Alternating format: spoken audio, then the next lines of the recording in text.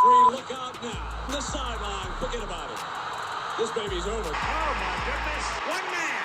Goodbye. Hello, Heisman. And most especially in 310 days in Ann Arbor, Michigan, on the football field. Another block. One more. He's gone. Touchdown. No flag. Samuel cuts it back. Ohio State wins. Here's the run again. Donovan Edwards. No. Can they catch him? No. Donovan Edwards again. The down. Alrighty, welcome back, everybody, to another episode 4. If we're going to count the bonus episode last night, it's 3.5, episode 4 of the Scarlet and Blue Show. Welcome back. Hopefully, everyone enjoyed Media Days. Garrison, tell me you enjoyed Big Ten Media Days. Well, I did enjoy Big Ten Media Days. Mostly listened to Ohio State, Michigan, of course, Penn State, Wisconsin, then Michigan State. So basically, the teams I thought that mattered, I cared about these. I think that actually have a footprint in the Big Ten right now. I probably could listen to Nebraska's, but I didn't feel like it really. But personally, for my own team, a lot of the things I want to hear about or talked about got a lot of answers, or I guess I wouldn't call them answers, but just feedback on how the offseason has been going, how people have developed. Then there was a couple cool things. That I was happy to hear. One thing specifically that I'll get to in a little bit. Well, I was going to say, shoot, let's just dive in. So I watched everything from Michigan. Watched the head coaches from Michigan. Did you enjoy it too? Ohio State. I did. Oh yeah. Right, good. Oh, good. It's the best. Still can't believe we weren't there, but Next year we'll be there. It's the hats. I think we lost with the hats. maybe. So yeah, no, I watched a decent amount of the, like you just said, the teams that have a blueprint. That's a good way to put it. But obviously you're the one who's in touch and in tune with all of the Ohio State stuff. So yeah, let's just dive in, man. Let's talk about Ohio State yesterday, Wednesday, depending on when you're watching this. And kind of what are the things you were happy about that you heard? Anything that maybe you didn't hear that you wish you heard more of, or anything that was interesting? Yeah, so I wrote on a few things that Ryan Day brought up, and there was something very specific he brought up. He talked about Lincoln Kienholz, who I call the Dakota Heisman. Now, I really want to hear about him because even though we talk about how there's a two-man competition for that quarterback spot, I've always wondered if Ryan Day would actually go to a freshman. If Ish hit the fan, would he do it? And of course, we also have a transfer that came in from Oregon State, but he's more like kind of the adult in the room. He's picked up the offense, but when it comes to Lincoln, he said that. Well, he was at Nebraska, right? I think he was at Nebraska before, and then Oregon State, and then yeah, yep.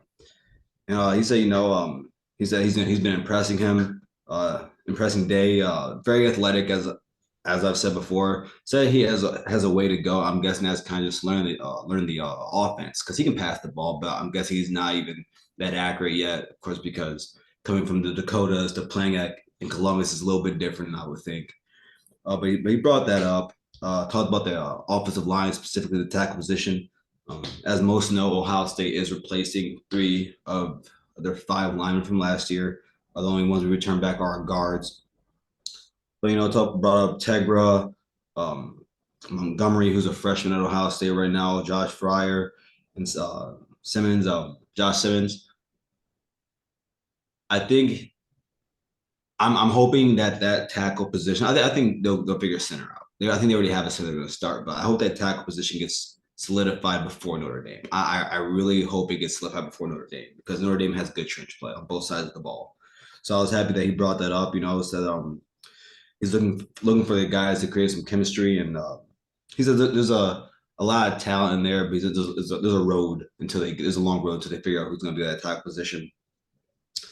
And then we talked about and all the players referred to this also when asked about Georgia and Michigan, how the season ended, and not letting Michigan beat them twice, by getting beat at home and then don't get stomped in the playoff game, which they didn't do, of course, but you still lost. You had when you had a chance to win and go to the national championship, and he brought up just taking the next step, and putting players in the right spot. last year, I do not think they were putting guys in the right spot. There's a lot of times Cam Martinez shouldn't have been in it. There's a lot of times when, I don't understand why you start two undrafted defensive tackles over two guys who are going to be taking the first and second round in this year's draft. I don't understand why, as much as you may love Zach Harrison, I don't understand why he's playing over Jack Sawyer. So things like that, and no, but I'm happy that he said that because that's on Ryan and that's on Larry Johnson and Jim knows I'm not putting guys in the right position, especially on defense mainly. So I'm happy he talked about that and acknowledged that. In one of Marvin's interviews, he said that the coaches have been pushing him to be more vocal. I can understand. He is a quiet guy. He said he likes to lead by how he plays the game. But and I'm not the biggest person for having vocal wide receivers, especially. I guess it's probably because the NFL kind of teaches, kind of shows you that.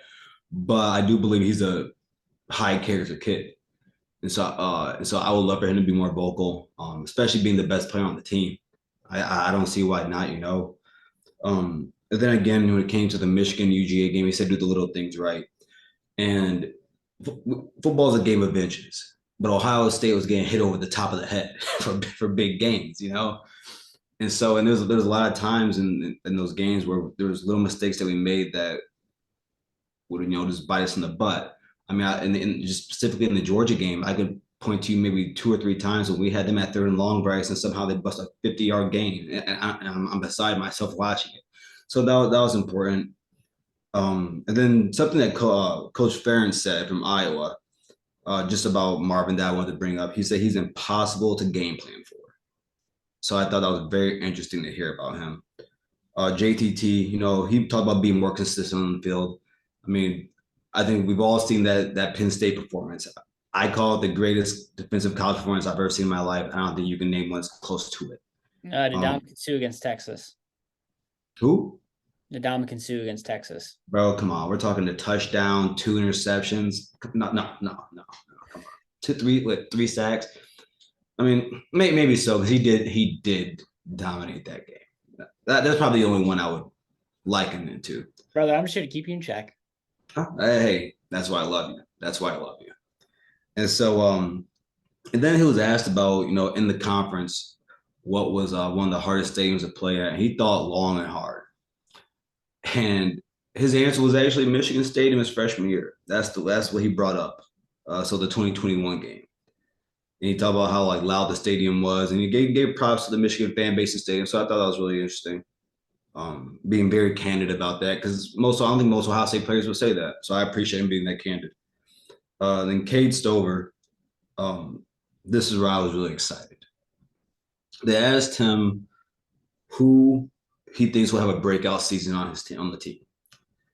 And he says Sonny Styles. Called the kid freaky and really good. And I'm on top of that as being a good human being, but that was the name I wanted to hear. Out of any name, that's the name I wanted to hear. So hearing that made me really happy. Say again? You mentioned that name a few days ago. Yeah, yep. That Bryce. I was so happy to hear that. And here, I don't expect the tight end. I guess I can expect Kate to stay there because I'm guessing in practice with him being a safety, he holds him a lot.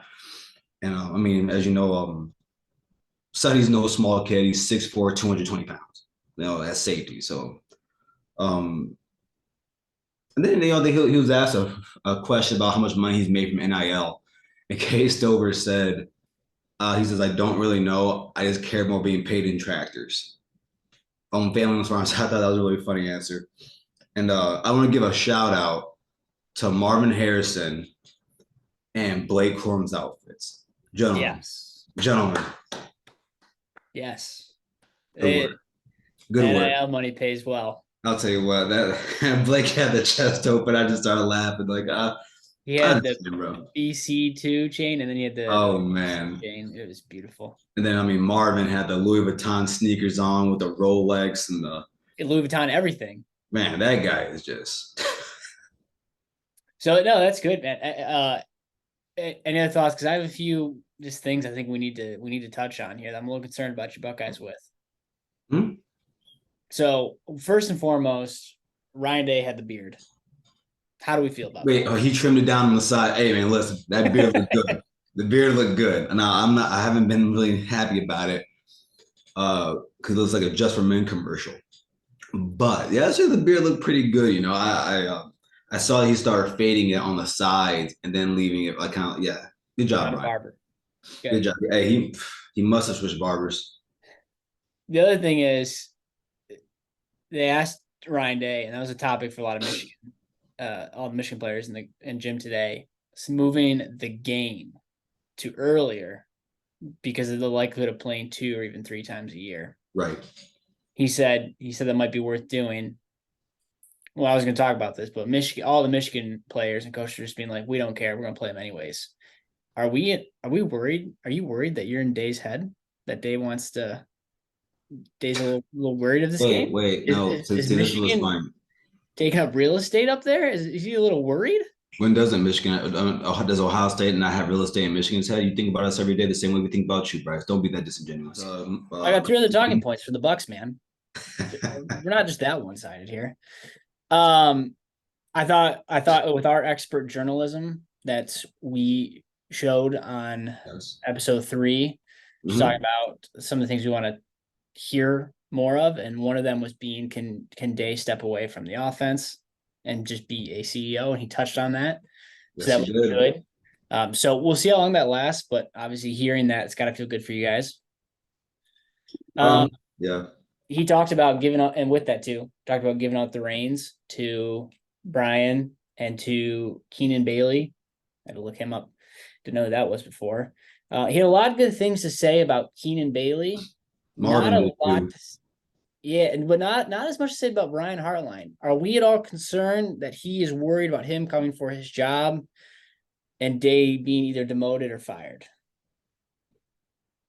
Can't even take you serious. Bryce, this is not a real. Bryce, this is not a real question. This is not a real question. Pearson, he went on and on about this Bailey dude. Bryce, again, but then had like one line about Hartline. I'm just saying. Bryce, we don't. What's understood doesn't have to be talked about. How about that? We have the wide receiver GOAT coach. We have that. We all know it. Speaking of wide receiver, pretty cool to see Marvin Harrison out there. You can look up, see your dad's name. It's a shame he won't ever get to play there, but it's still pretty cool to see that over the last couple of days. Who knows? Maybe, no, he will never play there. Yeah. Maybe he'll get in there for a game, Oh, wait. I'm thinking about his NFL career. Bryce, what's wrong with you today? What's wrong with you? Like, what?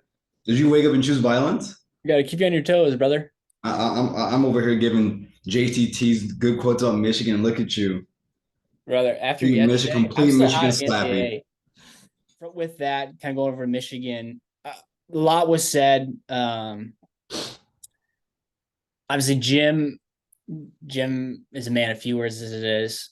What's up with his hair? I want to ask you about that. Hey, he looks handsome. He's got some grays, clean cut, tight on the sides, sharp dressed man. You say so. Blake Corum's kind of call it Q&A, whatever interviews. That one went pretty long because that was kind of the only long one. But yeah, man, I think a couple of things. I think I kind of forgot, but I was reminded of that these guys have PR teams too, right? So especially when there's the investigation and all that good stuff, there's things that they're supposed to say. But I felt like more than that. I don't think it's necessarily PR, but it was just more of coaching. I thought all of them had the same talking points for a lot of the same questions. Yeah. I thought there were a few things like obviously the investigation being one.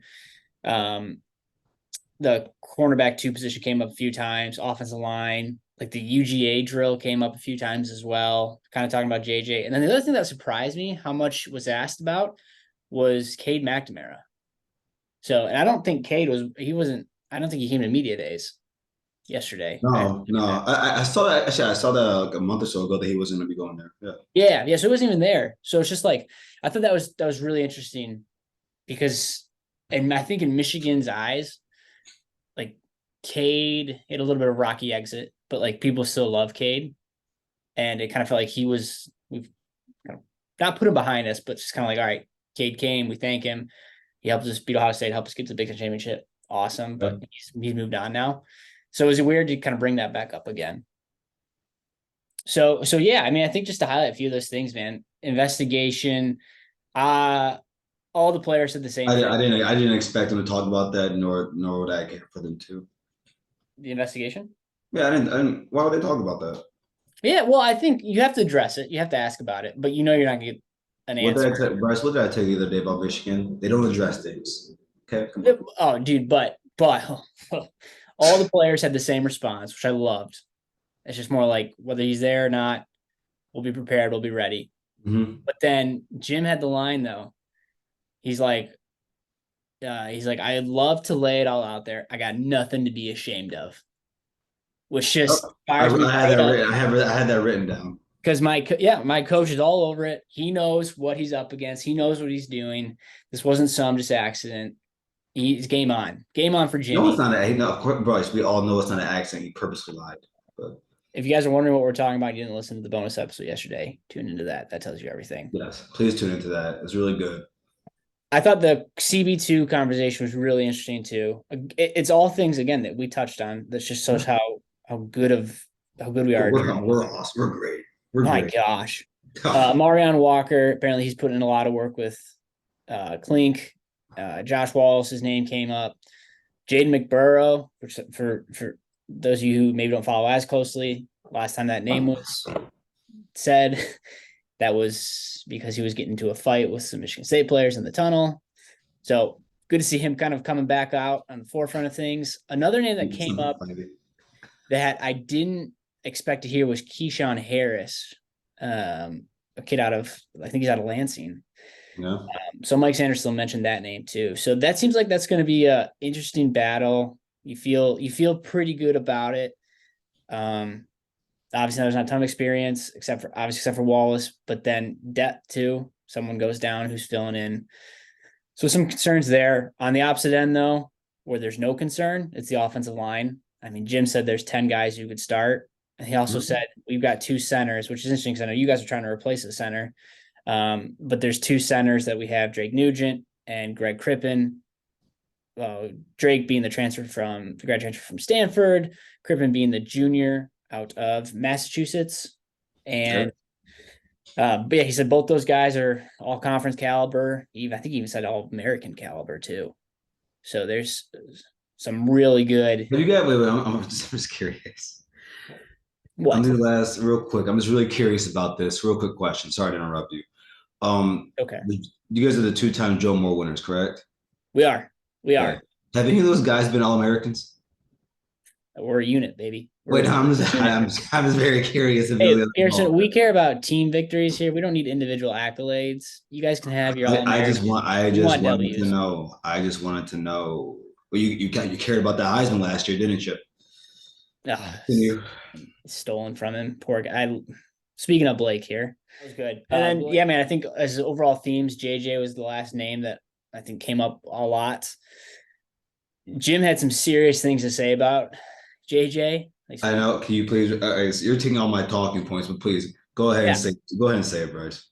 So he said, what was some of the good quotes he had? JJ's willing to do anything for his teammates, which is great. Compared him as a locker room guy, as well as just on the field talent, to 2 of the greatest quarterbacks probably in the league right now. High praise. And then he had the best line, which is a once in a generation type QB. And then also had to. No. Say the whole. No. Say the whole quote. Well, there's a lot. I'm pulling this from a lot of his different interviews. What were you? Man, you're talking about the Pete Thamel one too? I'm talking about him saying he has never. I'm paraphrasing right now. Oh boy! He said he's never seen a first-year starter play that great in his life. Oh, I was gonna bring that up. All right, go ahead. Yes. This is the same thing. Oh gosh, I'm sweating right now. Who's your running backs coach, Brett? Not your running backs coach. Mike Hart. Not your running backs coach. Your wide receivers coach. Ron Bellamy. Yeah, the guy him. Yeah, the guy's bad at his job. Can't develop wide receivers. For him to go up, like I remember when he came out and said they have the best quarterback in the nation. And now I'm hearing this, and Bryce, you don't even believe it. That's what's funny about it. No, and I remember I had a fight with someone about it. I said he doesn't even believe that. He goes, what do you mean? What do you mean doesn't believe? Of course he does. I said, no, he's the one that giving coach speak. And that's not even coach speak. That's just stupid to say because you don't even believe that yourself. But Garrison, you got to say your Yeah, quarterback's no, best you don't. quarterback. No, Come you on. don't. You don't have Come to say. on. You don't have to say that. Come You don't on. have to say that. You don't have to say that. You go out there and say we have a really good quarterback. He gets the job done. He makes us better, and we try to make him. We try to do the same for him. Is Go Ryan say Day something like that. is Ryan Day saying CJ Stroud was the best quarterback in the league last year? No, you'd say Caleb Williams. I don't. I mean, hey, CJ thinks he's better, so I mean that's what it is. What it is. But Oh, well, there's the point then. but Bryce, you would never in your life liken JJ McCarthy to the skill set or the player that CJ Stroud is. So let's not even do that. So you can't, Bryce. I'm sorry. Let me know when JJ becomes the number 2 overall pick. Let me know when that happens. So then I told you. So then Bryce, and then Jim says this. Jim, you have seen plenty of first-year starting Ohio State quarterbacks come in and go bombs or Baghdad over you. What are you talking about? What are you talking about? I literally saw Dwayne Haskins come in. Still a game. They didn't even start the game. Still a game from you while being down. The next year, drop 63 on your head. Then Justin Fields came and dropped 56 on your head. First-year starting quarterbacks. What are you talking about? You're choosing one game. It's disingenuous, Bryce. Like I said, Bryce, your fan base is really just never mind. But what am I supposed to do with that type of information, Bryce? What am I supposed to do with that type of information? Please respond. I think if it's your coach, that's what you want to hear. I love it. I love every second of it because Garrison is you really want that fanboy talk. You really want to hear that. You want to hear that fanboy stuff. What if that's what I would love for my coach to say, and it's up to us as the fans and as the media, which we are now, to talk about it. But that's absolutely there's a term for that, Bryce. You know what that is? Confirmation bias. I think quarterback is obviously being more than just putting up massive numbers. JJ took his team to go 13-0 in the second hardest conference in the second hardest division in college football. He took them to go undefeated. He took them. I think it's a team game. Stop. All right, come on. There's talent. There's CJ didn't take them to the playoff. CJ, right? yes, he. No. You think above everybody else. You don't think the receiver. You don't think the rest of the team, the talent, the defense, everything else. CJ and those wide receivers carried us the same way your O-line and your running backs carried you. And JJ had production on the ground too. Big touchdown against the Bucks. How many rushing yards did he have last year? Total? I do not know that number off the top of my head. His total rushing yards. I'm pretty sure he averaged under 4 carry, by the way. Continue. There's more to just being a quarterback than the big stats. And so for him to say that, obviously that's a outrageous thing to say in many ways, but in other ways, just like that's you backing up your guy. Do you think there's other ways to legitimately back up your quarterback without saying such outlandish things?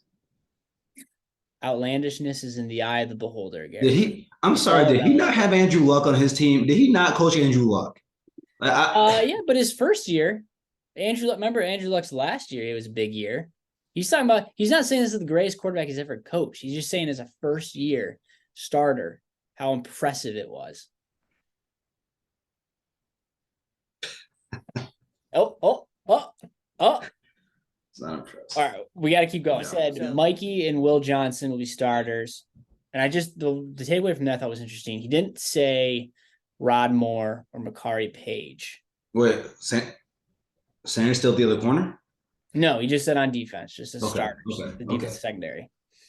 So obviously Moore and Page are gonna get their reps, but I just interesting. Probably reading it too much, but interesting. He said he loves the competition at the edge. There's 4 guys we're going to be playing. He later mentioned throughout the day that he mentioned Josiah Stewart's name, which probably leaves Braden McGregor, Derek Moore, and Jalen Harrow to be the other 3 that he was talking about. So interesting battles there. I mean, at that position, you're always interchanging. And then I'll kind of skip through some of these here. I love that what he said about special teams, punter, kicker situation's good. Jake Moody last year was just an assassin kicking the ball. Greatness. One of the best kickers in college history. Yeah, whoa. He won us the game against Nebraska in 21 and then pretty much won it against Illinois last year. So yeah. That 50-plus yarder against TCU, a lot of people don't know how big that kick was. Oh yeah. That could have been a Good three-score pull. game. That could have been a three-score game. It was two instead. Yeah. Yeah. So yeah, I mean, there's a lot more to say. Like I love what he said about Loveland because we talked about that early on. He's like, I just hope a lot of people don't know about him, but unfortunately, people are starting to realize how good he is. He's like, the longer people don't know, the better it is for us. Mm-hmm. It's a great quote because I think we both agree Loveland could be special talent. And then, I mean, yeah, man, I think one of the things to highlight just with Chris Jenkins was I love that guy's energy. Just He's easy to like. He's easy to like. Just he's got a career doing something in media or some personality after football whenever that day comes. Interesting though, talk about the weight staff. I looked it up. He came in at 239 out of high school. So 6'4", 3-star out of Maryland. And then on the website, he's listed at 285, but he actually mentioned today that he's up to 307, which is just a behemoth of a man. And then mentioned a few names on the D line to replace Mozzie, which we brought up last week or last episode was Rashad Benny, Kenneth Grant, Cam Good, and Mason Graham. And I kind of forgot about Benny and Grant when we talked about that. I was thinking about Graham and Good. But those other two guys makes me feel real confident about the interior. I heard Benny got this from our boy Lawson. He told me that they have this athletic test they do in Michigan, I guess. Yeah, their KPIs. Benny beat Mozzie Smith's score. Oh, that is a good pull. I didn't hear that. Yeah. I get lost on the show. Yeah, we definitely do sometime. Most definitely. Yeah, he put that out to me. I was like, oh, that's impressive. Dude, yeah. Mozzie's a freak. And then I'll wrap up Michigan here because there's a few other things I want to take away before we wrap. So if you haven't watched Blake Corum's interviews, they're pretty long. I think it was like 45 minutes, but it's on YouTube. And he had a lot of fun things to say. He's a big personality. Like he's awesome. He doesn't. He lives. He's a, you can tell he's from Baltimore. I'll put it that way. He lives all out there. He does. And he said a few things where I was like, oh, you probably shouldn't say that, but that's all right. But he was talking about the recruitment between Ohio State and Michigan. And if you don't know that story, there was a battle really between those two schools, Michigan, Ohio State, but for him, I ended up going to Michigan. He, the reporter asked about the recruiting process. He came out of Michigan, Ohio State, and they started asking him, he's like, have you thought of what it would be like if you made the other decision to go to Ohio State? And before the interviewer had a chance to answer the question, he just goes, nope. Emphasized the P and the E, nope. And just kind of like looked away. And I almost fell out of my chair. It was beautiful. It was fantastic. There are nights when he goes to sleep and he wonders what it would be like with those black uniforms. There are nights. There are nights. They're not going to wear them this year. Huh? They're not even going to wear them this year. Yeah, we are. You're doing all black? We wear all black every year, once a year. Oh, I thought you were just doing the grays. Oh, no. And then, dude, a couple other notes here. Just Sure we do. 5 minutes. Weird to see Gary Danielson there. I don't know if you saw clips of him, but Gary Danielson, CBS, he's calling the 3:30 primetime primetime SC game. That was weird. You saw him on doing an interview with Isaiah Hole, and the guy couldn't even say McCarthy's name. So that dude has no idea what's going on in the Big Ten. Someone better catch him up to speed over the next couple of weeks, because, buddy, you're gonna have to call Iowa, Michigan State at one point this year, and it's gonna suck, especially when Bama and LSU are playing. But you gotta have to figure it out. So that was weird to see him there. Yeah, go ahead. Football's changing, man. It's changing. It is. The whole landscape is. Two other thoughts, and then I'll let you wrap up, Garrison. Kirk Ferentz had a great line for the Michigan fans. When asked about getting Cade, he's like, we finally got the other half of the Jake Rudock trade. Which is pretty good. Jake Rudock came from Iowa in 15. Yep. And he's like, I guess I'm trying to figure out where Eric All came or was in the mix. So I think we're owed someone from there next year. So we'll see. Okay. And then last thing, Mel Tucker said this is the most talented team he's had. Garrison, if you're Mel Tucker, why would you say that? Because you don't mind putting expectations on yourself. Oh, Why would you do that? You have no see. This is disgusting. You have no problems with what your coaches say about your quarterback, and then you get mad at a coach for putting the pressure on himself. He was That, still went 5-7 last year. This is the equivalent of what Jim Harbaugh said last year or 2 years ago. We're going to beat Ohio State or die trying. This is to the equivalent of that. He's saying this isn't like. Remember, Bryce. This is only his second cycle technically of players. Third, even though he's been there for 4 years. So these are all mostly basically his players, his recruits, his transfers, all that. His quarterbacks. So I don't mind him putting that pressure on himself with that paycheck. I think it's weird that people make fun of the pay, like how much Michigan State paid him. Like I don't. Good for him. Get He paid, got the brother. bag. But I think he understands how much he's getting paid. I think he understands the narrative around him, and he's putting the pressure on himself, saying, "No, this is my most talented team." He is, and respect. And I tell people, man, like people act like they've never thought Michigan State was going to be bad one season, and out of nowhere, your team catches that L. It happens. Yeah. All of a sudden, your punter can't can't hold a ball. Like it happens. I don't mind him.